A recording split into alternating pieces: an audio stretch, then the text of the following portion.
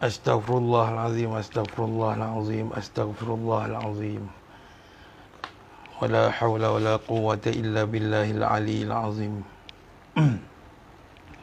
Tes, boleh dengar ke suara? Boleh dengar ke suara? Alhamdulillah. Alhamdulillah. Bismillahirrahmanirrahim. Assalamualaikum warahmatullahi wabarakatuh. Alhamdulillahi rabbil alamin. Wassalatu wassalamu ala rasulil amin. Sayyidina Muhammadin wa ala alihi wa sahbihi ajma'in. Ashhadu an la ilaha illallah wahdahu la syarika lah. Wa ashhadu anna Muhammadan abduhu wa rasuluh.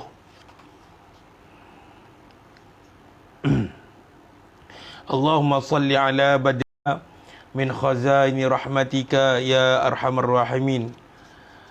Rabbi syrah li sadri wa yassir li amri wa hlul 'uqdatam min lisani yafqahu qawli. Subhanaka la ilma lana illa ma 'allamtana innaka antal alimul hakim. Wala hawla wa la quwwata illa billah, amma ba'du. Alhamdulillah, bersyukur kita pada Allah Subhanahu wa taala.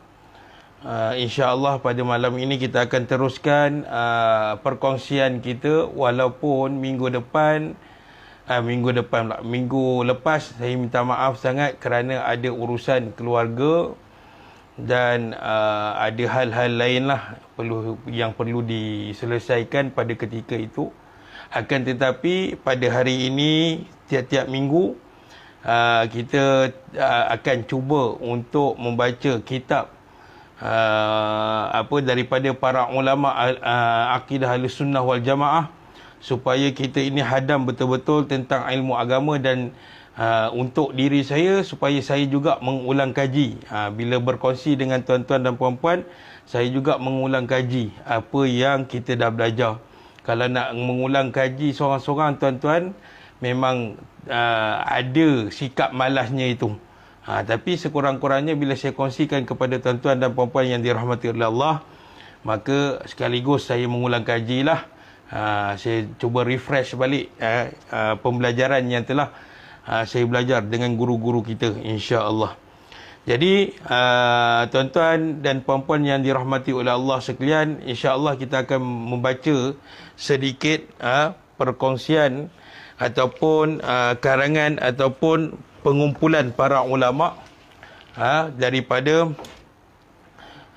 ulama Ahlussunnah wal Jamaah, iaitu berkenaan dengan Syama'ilul Muhammadiyah. Alhamdulillah, kita telah masuk dalam bulan Rabiul Awal, yang mana tuan-tuan yang dirahmati oleh Allah sekalian, pada asal Rabiul Awal ini sebelum kelahiran baginda Nabi SAW ini, bulan Rabiul Awal adalah bulan yang tidak ada apa-apa sebelum kelahiran baginda Nabi SAW.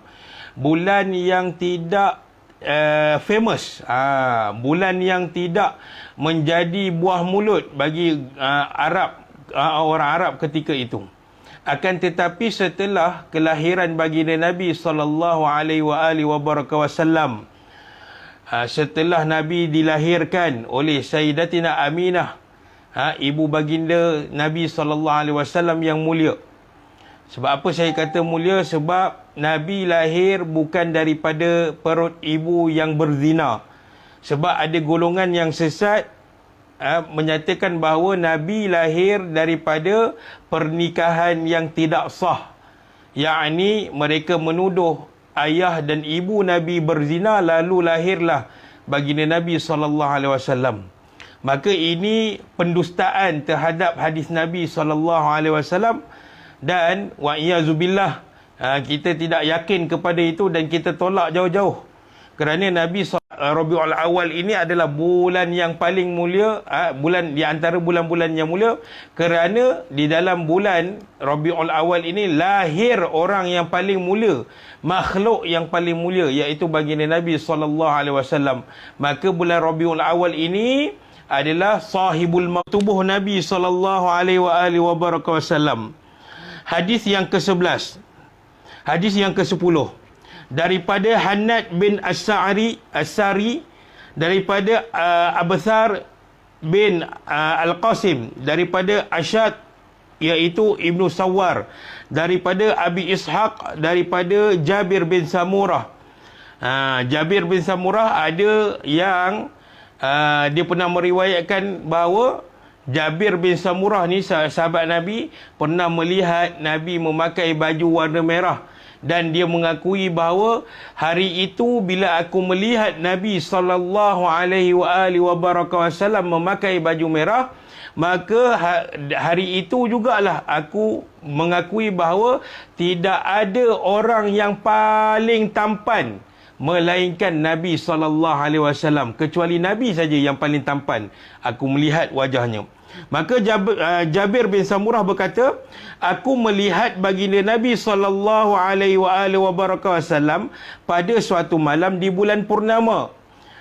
Ketika itu baginda memakai pakaian berwarna merah. Ini Jabir bin Samurah, seperti mana yang saya katakan. Aku berganti-ganti memandang ke arah baginda. Maknanya Jabir bin Samurah dia tak tenung Rasulullah secara terus, tetapi dia macam orang pelik melihat sesuatu. Macam seseorang tu dia nampak satu yang benda yang takjub, benda yang pelik, dia dalam hati dia terlintas apa? Ish, cantiknya, betul ke ni? Macam tu kan. Jadi Jabir bin Samurah dia tengok 2-3 kali, dia paling, dia tengok, dia paling, dia tengok, dia paling, dia tengok. Maka dia kata apa? Ketika itu baginda Nabi SAW memakai pakaian berwarna merah.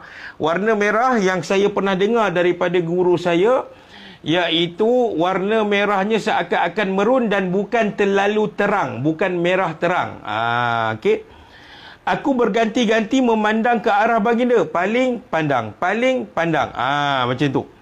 Dan memandang ke arah bulan, sambil dia tengok Nabi, lepas tu dia tengok bulan. Dia tengok Nabi, dia tengok bulan. Dia nak bandingkan Nabi dengan bulan. Maka menurut pemerhatianku, kata Jabir bin Samurah, maka menurut pemerhatianku, menurut pandangan kasarku, menurut penglihatan mata kasarku, aku dapati bahawa baginda Nabi sallallahu alaihi wasallam itu lebih indah daripada bulan. Subhanallahil azim. Bulan bukan Tuhan. Bulan adalah makhluk Allah Subhanahu wa taala. Jadi perbandingan sahabat Nabi iaitu Jabir bin Samurah, ketika mana dia melihat Rasulullah, dia tengok bulan. Dia tengok Rasulullah, dia tengok bulan. Rupanya dia kata apa? Bulan yang purnama, bulan yang mengambang penuh, yang mengembang penuh, itu tidak boleh lawan kecantikannya dengan kecantikan, ketampanan baginda Nabi sallallahu alaihi wasallam. Tuan-tuan dan puan-puan yang dirahmati oleh Allah sekalian, ciptaan Allah kepada baginda Nabi SAW, kesempurnaannya tidak ada pada sesiapa pun. Kesempurnaan yang Allah cipta, yang Allah berikan kepada baginda Nabi SAW pada tubuh badan baginda, tidak ada sesiapa pun yang meniru ataupun mendapat keistimewaan itu daripada Allah Subhanahu Wa Taala. Hanya khusus untuk baginda Nabi sallallahu alaihi wasallam. Sebab itu Nabi memberitahu di dalam hadis Nabi sallallahu alaihi wasallam, sesungguhnya, yang bermaksud difahami daripada hadis ini, sesungguhnya Yusuf alaihi salam, Nabi Yusuf, beliau adalah seorang yang tampan. Tetapi ketampanan Nabi Yusuf itu adalah separuh daripada ketampanan aku. Subhanallahil azim. Maknanya, apa yang ada pada Nabi Yusuf, yang kita tahu bila mana Nabi Yusuf lalu di hadapan perempuan, maka terhirislah jari-jari perempuan tersebut Kerana apa? Ketampanan Nabi Yusuf alaihissalam. Tetapi Nabi kata apa dalam hadis? Sesungguhnya ketampanan yang ada pada Nabi Yusuf itu adalah separuh daripada ketampananku. Subhanallahal azim. Ini adalah kemuliaan tubuh badan Rasulullah sallallahu alaihi wasallam yang Allah ciptakan kepada baginda Nabi sallallahu alaihi wa alihi wa baraka wasallam. Jadi tuan-tuan yang dirahmati oleh Allah sekalian, bila mana Allah mencipta Nabi, Allah melahirkan Nabi, maknanya Allah cipta Nabi menjadi utusan yang terakhir.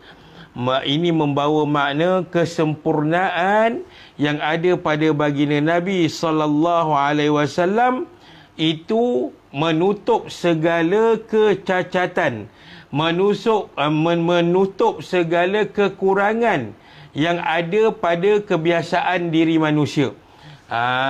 Kalau manusia tengok ada seorang yang gemuk lalu di hadapan mata kita, kita dalam hati akan terbenak di dalam hati itu, akan terdetik di dalam hati itu. Kita mengatakan orang yang gemuk lalu di hadapan kita tu, kita akan kata, ish, gemuk betul orang ni. Walaupun dalam hati sampai tak boleh jalan, tak boleh nak jalan elok. Bila orang kurus jalan di hadapan kita, kita pun kata, ish, dia ni kurus kering sangat, penagih kot. Kita duk kata kurus pun salah, tak kurus pun salah, gemuk pun salah.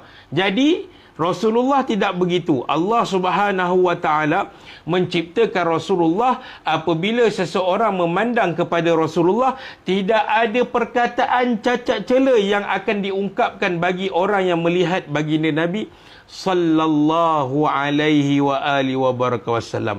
Itu baru kesempurnaan pada fizikal. Bahkan Allah menciptakan Nabi sallallahu alaihi wasallam ini bukan terhadap fizikal baginda sahaja, tetapi Allah melengkapkan rohani ataupun dalaman, kesempurnaan dalaman bagi baginda Nabi sallallahu alaihi wasallam. Hari ini ada orang yang cantik di luaran, make up cantik-cantik kan, sampai orang terpegun, tapi dalaman dia kotor. Kotornya maknanya apa? Kita tengok ada amoy Cina cantik, dia memang cantik, dia peragawati, tetapi dalamannya kotor. Contoh kotor tu, amoy Cina ni apa? Tidak beriman kepada Allah Ta'ala. Ataupun orang Islam, luaran cantik, tetapi hasad dengkinya terlalu tinggi di dalam hatinya. Ada pula orang yang tidak ada handsome di luaran, fizikalnya tak cantik. Mungkin Allah bagi dia cacat ke apa, tapi dalaman dia cantik. Contoh orang buta. Pada fizikal dia, dia tidak nampak, dia ada kekurangan daripada kita. Tetapi kalau ikut nak pergi masjid, dialah orang yang terawal yang akan sampai ke masjid, kalah kita. Itu rohani dia. Allah berikan seseorang tu kadang-kadang rohani dia cantik, luaran tidak cantik. Segala sifat kesempurnaan, yakni yang layak bagi Allah Subhanahu wa taala. Maha suci Allah daripada segala sifat-sifat kekurangan. Dan disambung pula dengan yang ini. Saja saya ulang sikit daripada atas. Ini adalah firman Allah Subhanahu wa taala. Yang ini daripada surah Asy-Syura. Ni. Yang pertama ni, yang mana ada kitab, tuan-tuan tulis nombor 1 dekat sini. Okey, tuan-tuan tulis nombor 1. Yang ini daripada surah Asy-Syura, ayat yang ke-11. Dan yang kedua ini adalah ayat daripada surah Al-Ikhlas, ayat yang ke-4. Jadi pengarang mengatakan bahawa Allah Subhanahu wa taala dialah yang bersifat dengan segala sifat kesempurnaan, dan yang layak baginya, Maha suci Allah Subhanahu wa taala daripada sifat kekurangan pada haknya haiwan, jin, malaikat, angin, awan, kuman-kuman yang kecil-kecil. Semua itu adalah alam. Kullu ma siwallah, selain daripada Allah, itu adalah alam. Ataupun lebih dikatakan sifat yang sempurna, yang layak bagi Allah Ta'ala. Apa maknanya di sini? Tuan-tuan kena ingat. Bukan semua sifat yang baik yang selalu kita sebut, itu boleh kita letakkan kepada sifat kesempurnaan Allah Ta'ala. Okey. Apa makna di sini? Macam ni. Okey. Kadang-kadang bila anak murid, ni bagi seorang guru kan. Seorang guru, dia cakap dekat anak murid dia, ataupun kita sebagai ibu dan ayah, kita cakap dekat anak kita, abang ni berakal, tapi jarang lah kan, jarang lah kita kata anak kita ni berakal. Kita akan kata istilah lain, abang ni cerdik lah, pandai lah. Baik, kita ambil lah, katakan kita kata abang ni sangat berakal, sangat pintar, guna akal kamu boleh selesaikan masalah. Maka walaupun sifat berakal itu pada manusia, bila kita sebut pada manusia, ia adalah sifat sempurna, tetapi berakal itu tidak layak bagi Allah Subhanahu Wa Taala. Okey, jelas tak? Boleh faham tak? Tolong komen seorang. Sekali lagi saya ulang. Okey, bila kita kata dekat anak murid kita, kita cakap dekat anak-anak kita sebagai seorang ibu dan ayah, ataupun kita sebagai seorang guru, bila kita kata abang tolong buat ni, bila dia boleh selesaikan, kita akan bagi pujian kepada dia. Contoh pujian kita bagikan kepada dia, abang ni cerdik lah, ayah bagi apa pun abang boleh buat. Abang menggunakan akal abang ni bagus, menggunakan akal. Jadi berakal ini adalah sifat bagi manusia. Bila kita sebut sifat berakal kepada manusia sebagai pujian orang itu, walaupun dia sempurna bagi manusia, tetapi dia tidak layak bagi Allah SWT. Walaupun dia sempurna di kalangan manusia, tetapi bila kita nak nisbahkan kepada Allah Ta'ala, maka itu tidak layak bagi Allah SWT. Walaupun dia sempurna, walaupun dia perkara baik. Berakal perkara baik, tetapi kalau nak dinisbahkan, nak bagi kepada sifat Allah Ta'ala, maka Allah tidak layak. Kerana berakal itu hanya ada pada manusia, iaitu makhluk. Sedangkan Allah Subhanahu Wa Ta'ala, dia maha hidup, tetapi hidupnya Allah Subhanahu Wa Ta'ala bukanlah seperti manusia. Manusia hidup perlukan jantung, manusia hidup perlukan darah, manusia hidup perlukan roh, manusia hidup perlukan akal untuk berfikir. Maka maha hidup Allah Subhanahu Wa Ta'ala bukanlah bergantung kepada akal. Walaupun pujian akal itu kepada manusia adalah baik, tetapi ia tidak layak bagi Allah Subhanahu Wa Ta'ala. Boleh jelas tak? Jelas tak penerangan tu? Mohon komen ataupun buka mic tu, supaya kita faham semua. Jadi terang tak penerangan tu? Maknanya bila pengarang kata di sini sifat sempurna yang layak bagi Allah, maknanya bukan semua sifat yang baik yang ada pada manusia tu boleh kita letakkan kepada sifat kesempurnaan Allah Subhanahu Wa Ta'ala. Jadi Ustaz, apakah sifat kesempurnaan Allah Ta'ala? Kata ulama, apa yang Allah telah nyatakan di dalam Al-Quran, apa yang telah diterangkan oleh hadis Nabi SAW dalam hadis, maka itulah sifat Allah.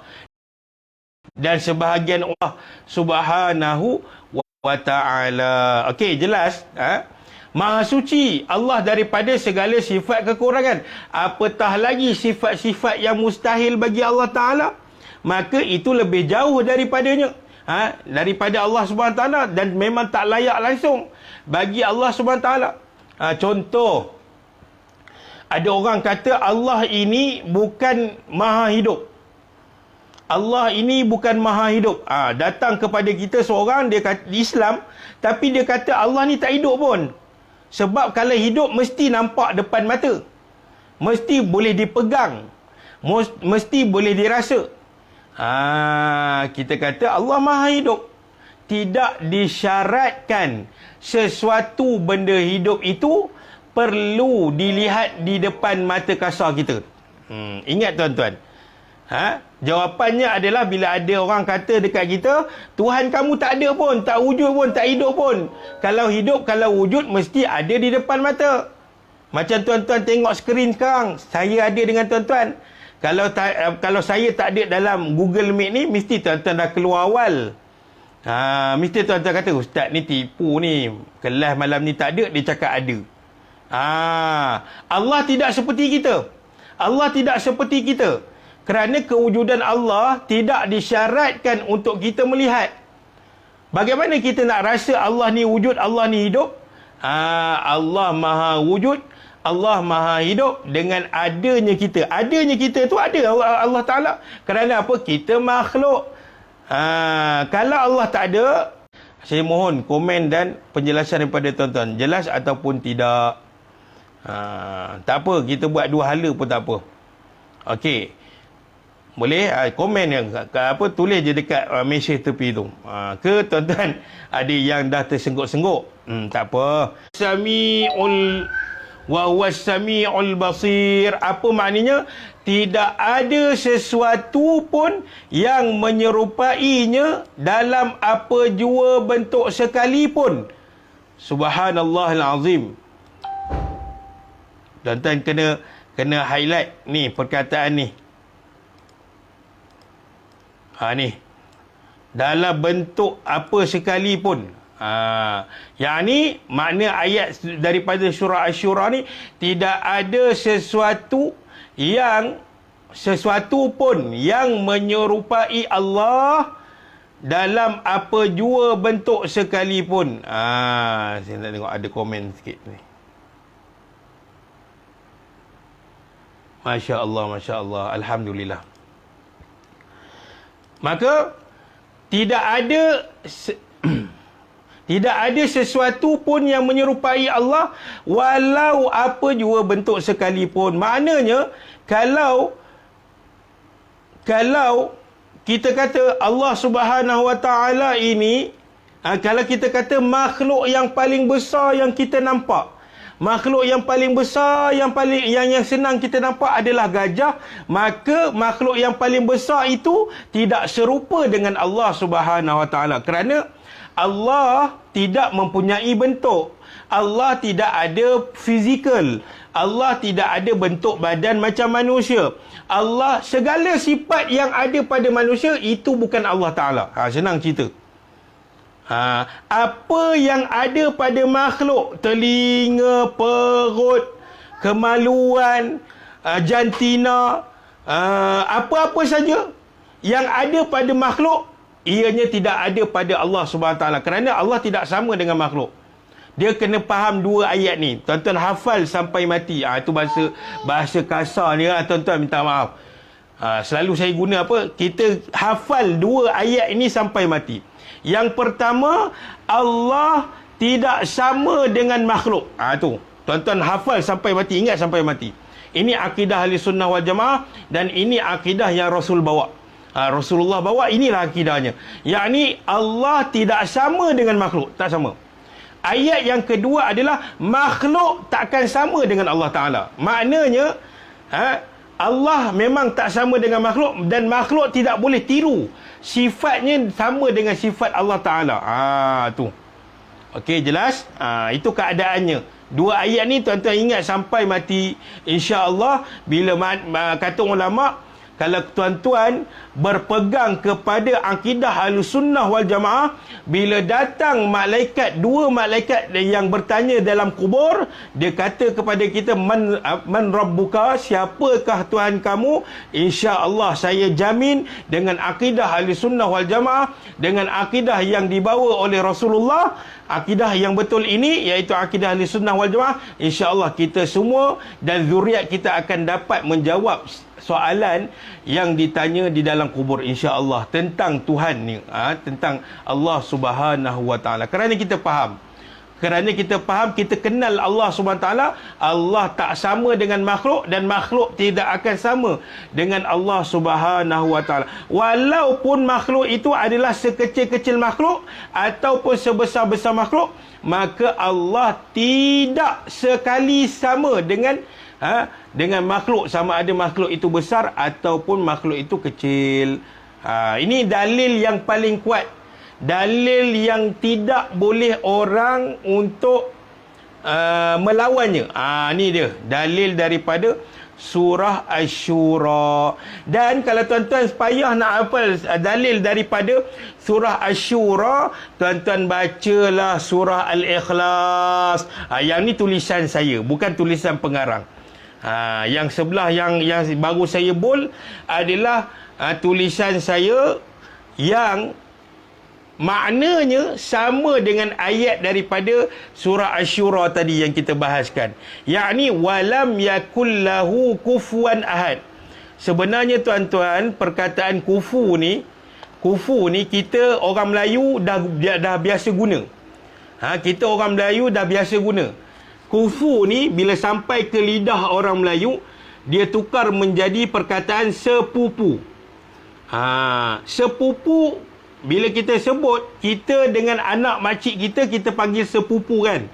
Jadi kita katakan sepupu ini dia datang daripada mana?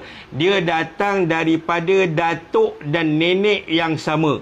Maknanya ada persamaan darahnya dari sudut nasab ataupun keturunan keluarga. Maknanya kalau datuk dia nama Abu, maka sepupu kita pun berdarahkan daripada darah datuk mereka Abu, dan kita pun datang daripada darah datuknya yang bernama Abu. Maknanya ada persamaan. Kufu ni persamaan, serupa. Maka Allah sebut di dalam Al-Quran, walam yakullahu kufuwan ahad. Maknanya walam, selama-lamanya. Walam ni kalau tuan-tuan belajar bahasa Arab, walam ni dipanggil sebagai penafian selama-lamanya. Tidak akan boleh berubah. Selama-lamanya akan kekal penafian tersebut. Penafian dari sudut apa? Penafian bahawa Allah Subhanahu wa taala walam yakullahu kufuwan ahad. Allah Subhanahu wa taala tidak akan sesekali sama dengan makhluk, dan makhluk tidak akan sama sekali menyerupai Allah Subhanahu wa taala. Okey, sekarang ni kita bahas pula. Bila kita kata Allah Subhanahu wa taala, ini yang terakhir, tapi perbahasan ni dia panjang. Kita ambil point saja. InsyaAllah minggu hadapan kita baru kupas tentang benda ni. Okey, apakah yang dimaksudkan bahawa Allah tidak sama dengan makhluk, dan makhluk tidak sama dengan Allah Ta'ala? Maknanya apa dia? Makhluk ini tidak boleh menyerupai Allah dari sudut zat Allah Ta'ala. Sebab manusia dia ada fizikal. Apa yang kata? Siapa-siapa saja yang kata Allah ada tangan, Allah ada wajah, Allah ada badan, Allah mendengar dengan telinga, maka dia telah mendustakan keterangan Allah. Maka dia tidak ada benda lain yang jatuh kepadanya, melainkan ke atasnya jatuh kekufuran. Kita tak tuduh, kamu kufur. Tetapi kalau seseorang itu melawan perintah Allah, melawan firman Allah yang nyata-nyata Allah menerangkan aku ni Esa, maka dia yakin pula bahawa Allah ni ada tangan, maka dengan keyakinan dia itu, dia telah membawa dirinya ke arah kekufuran, keluar daripada agama Allah Subhanahu wa taala. Jadi tuan-tuan, kita kena jaga.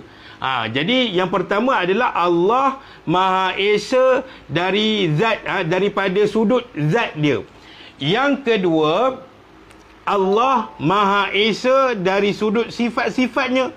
Sifat-sifat dia, sifat-sifat kesempurnaan Allah Ta'ala, wujud qidam baqa, mukhalafatuhu lil hawadith, qiyamuhu binafsi, semua sifat-sifat itu tidak ada pada sesiapa pun, melainkan hanya ada pada Allah Subhanahu taala saja. Dekat makhluk tak ada, dekat Firaun pun tak ada. Firaun laknatullah kan, yang mengaku dirinya sebagai Tuhan. Namrud mengaku dirinya sebagai Tuhan. Maka sifat-sifat kesempurnaan Allah itu tak ada pun dekat Firaun dengan siapa? Dengan Raja Namrud yang membakar Nabi Ibrahim alaihissalam. Tak ada pun sifat Allah tu kepada mereka. Kerana Allah Maha Esa dari sudut sifatnya, dan makhluk tak boleh tiru pun sifat-sifat Allah Ta'ala. Ustaz, kan kita belajar Allah Subhanahu Wa Ta'ala ini bersifat dengan sifat dengar. Jadi kita pun dengar. Bukan sama ke Ustaz? Tak. Kita mendengar apabila Allah izinkan satu alat di telinga kita untuk mendengar. Apa alat dia? Alat dia adalah gegendang telinga ataupun telinga. Ada orang yang ada telinga tapi Allah tak izinkan dia mendengar. Kawan-kawan kita yang pekak. Maka kelemahan pada diri kita itu tidaklah setanding dengan kesempurnaan Allah SWT. Kalau kita kata, kalaulah seseorang tu kata Allah mendengar dengan telinga, maka harus juga bagi Allah bersifat dengan sifat pekak. Ini perkara yang mustahil bagi Allah Ta'ala, yang tak sepatutnya berlaku kepada Allah Ta'ala. Jadi memang dari sudut bahasa kita tahu Allah Maha mendengar, kita juga mendengar. Tetapi Allah Maha mendengar tanpa memerlukan bantuan alat. Kita mendengar dengan bantuan alat yang dinamakan dengan sebagai telinga ataupun gegendang telinga. Kalau tak ada dua tu, maka kita akan dikategorikan sebagai pekak. Jadi Allah tidak sama sifatnya dengan makhluk, dan makhluk, sifat-sifat yang ada pada makhluk tak sama dengan sifat-sifat kesempurnaan Allah SWT. Yang ketiga adalah Allah Maha Esa dari sudut perbuatan. Allah Maha Esa dari sudut perbuatan. Minggu depan kita try petik nama lah. Siapa yang boleh jawab. Tapi tuan-tuan, bila saya cakap macam ni, jangan tak masuk pula. Kejap lagi saya seorang pula kan. Jangan takut. Sama-sama kita belajar. Jadi Allah yang ketiga, Allah tidak sama. Allah Maha Esa dari sudut perbuatan Allah Ta'ala. Perbuatan Allah ni apa? Allah menghidupkan makhluk ini daripada tiada kepada ada. Bila dah ada makhluk di atas muka bumi, Allah boleh mematikan makhluk tersebut. Bila sampai ajal makhluk tu, Allah akan matikannya. Itu perbuatan Allah Ta'ala. Ada pun Fir'aun ataupun Dajjal di akhir zaman nanti. Dajjal memang dia akan menghidupkan orang mati kepada hidup, tetapi dengan izin Allah. Kalau kata Allah tak izinkan waktu itu, maka dia tidak boleh hidupkan mayat. Jadi orang yang beriman tahu, orang yang beriman sahaja tahu perihal Dajjal. Maka Dajjal yang akan datang pada akhir zaman nanti, dia bukanlah Tuhan, tetapi dia dengan izin Allah. Allah yang mengizinkan dia untuk melakukan perkara-perkara itu. Dan sebenarnya dia bukan berkuasa. Dajjal ini hanya membawa sihir-sihir yang popular pada zaman Nabi sebelum kedatangan Nabi SAW. Sihir-sihir yang hebat. Tetapi itu juga semua dengan izin Allah. Jadi kita faham bahawa Allah Maha Esa dari sudut zatnya, Allah Maha Esa dari sudut sifatnya, dan Allah Maha Esa dari sudut perbuatannya. Jadi semua yang tiga-tiga tu yang saya katakan tadi sabit ataupun jelas dinyatakan oleh Allah Subhanahu Wa Taala di dalam firman-Nya yang ada di hadapan tuan-tuan sekarang, yakni daripada surah Asy-Syura, dan yang belakang dia tu adalah surah Al-Ikhlas. Barakallahu fikum wa jazakumullah khairan jazak. Jadi saya rasa setakat itu dulu. Saya tak nak ambil masa yang lama. Saya pun dah mula lambat tadi. 1 minit ataupun 1 minit lah. Saya buka soalan daripada tuan-tuan. Kalau ada perbahasan yang tidak jelas ataupun ada yang tunggang langgang yang disampaikan oleh saya yang menyebabkan tuan-tuan tidak faham, boleh tanya, boleh komen atau boleh tulis mesej ataupun boleh buka mikrofon yang ada pada skrin anda. Okey, saya buka 1 minit. Ada tak? Kalau jelas, cakap jelas, insya-Allah. Ke saya yang tanya tuan-tuan, insya-Allah. Ada tak? Kita tengok komen sikit.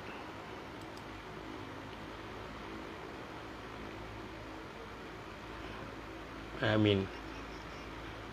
Barakallahu fikum. Alhamdulillah, terima kasih. Okey, jadi alhamdulillah. Saya pun tak nak tunggu lama-lama, insya-Allah. Kalau tuan-tuan tak faham, tuan-tuan boleh komen lah di Facebook nanti.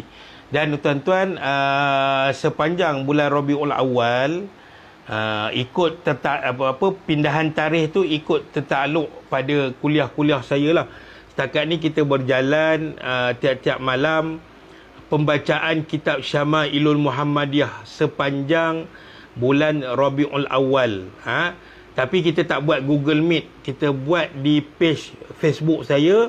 Tuan-tuan boleh cari di Facebook saya page, FB page, iaitu Pengajian Baitul Anwar Ustaz Farid. Seperti mana yang ada dalam mesej tuan-tuan lah. Pengajian Baitul Anwar Ustaz Farid. Di situ insya-Allah saya niat buat page ni untuk kita sebarkan sama manfaat daripada para ulama. InsyaAllah. Dan saya baca tuan-tuan, saya baca kitab ni pada tuan-tuan pun, bukanlah saya yang hebat alim, tidak, sikit pun tak ada daripada sifat-sifat alim.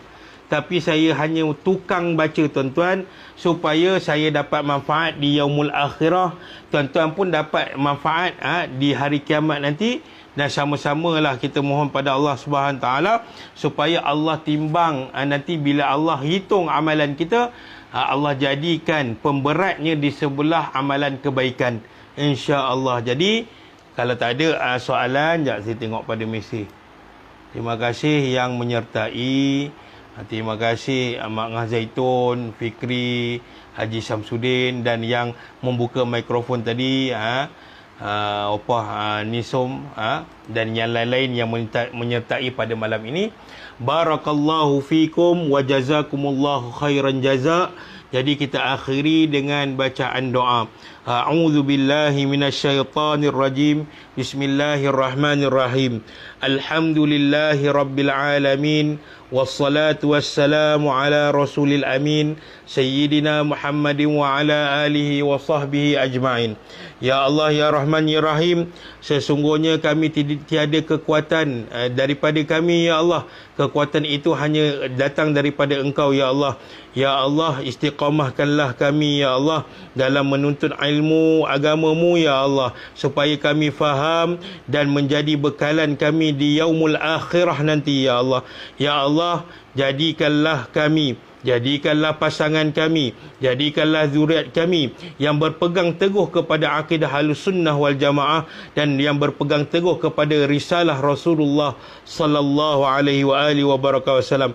Ya Allah, berikanlah kekuatan kepada kami, ya Allah, dalam mengerjakan amal soleh. Sesungguhnya orang yang akan dimasukkan ke dalam syurga-Mu, ya Allah, seperti janji Engkau, ya Allah, iaitu orang yang beriman dan beramal soleh. Rabbana la tuzigh qulubana ba'da idh hadaitana wa hab lana min ladunka rahmah innaka antal wahhab.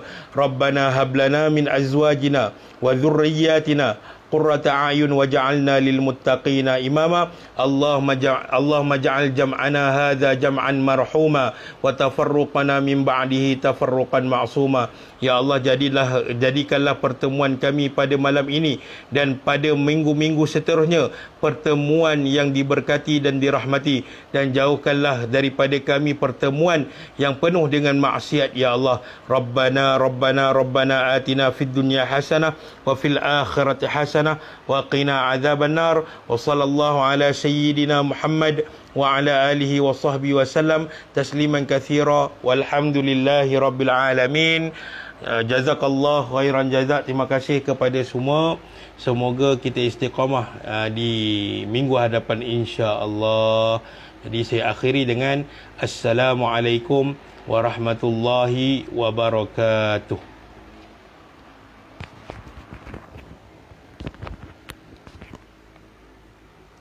Terima kasih.